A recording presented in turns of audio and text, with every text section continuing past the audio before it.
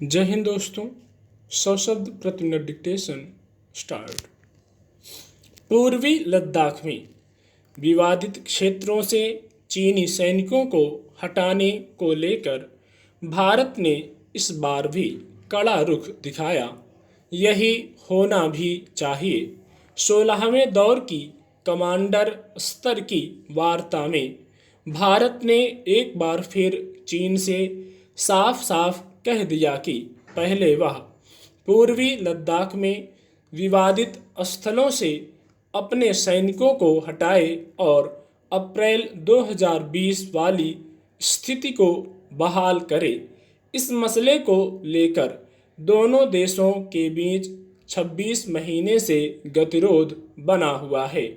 भारत पहले भी कहता रहा है कि यह गतिरोध तभी दूर होगा जब चीन ऐतराज वाले बिंदुओं से अपने सैनिकों को हटा लेगा, लेकिन अभी तक चीन ने ऐसा कुछ नहीं किया जिससे लगे कि वह समस्या हल करने की दिशा में बढ़ना चाहता है, बल्कि अब तक 15 दौर की वार्ताओं के दौरान उसका जो रवैया देखने को मिलता रहा, उससे लगता नहीं कि पूर्वी लद्दाख में वास्तविक नियंत्रण रेखा से जुड़े ताज़ा विवाद जल्द निपटेंगे।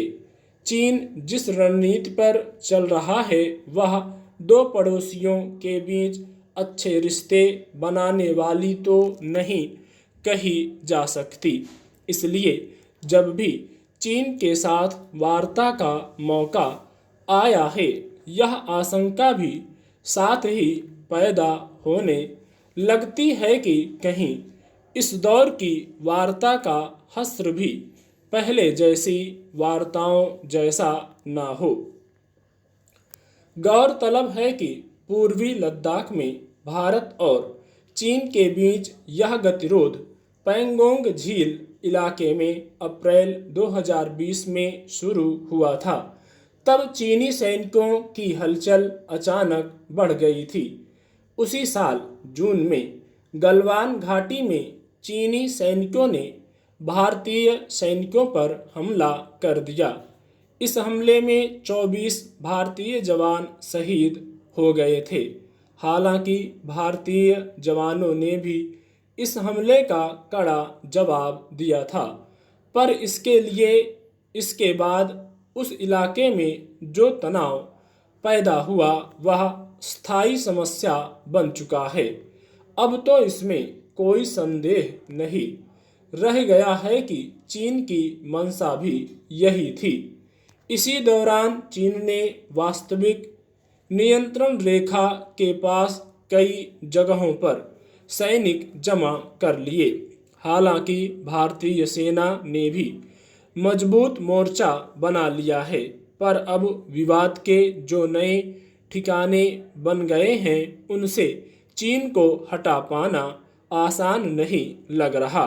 इसलिए 16वें दौर की वार्ता में भी भारत का जोर इसी पर रहा कि चीन पहले देमचोक और देपसांग से अपने सैनिक हटाए।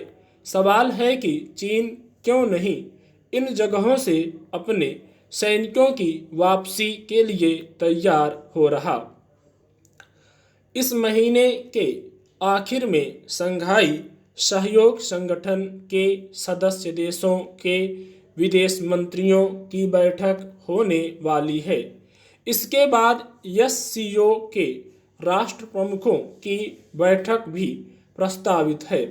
इसी महीने की 7 तारीख को इंडोनेशिया के बाली द्वीप में भी भारत और चीन के विदेश मंत्री मिले थे और सीमा विवाद पर चर्चा की थी।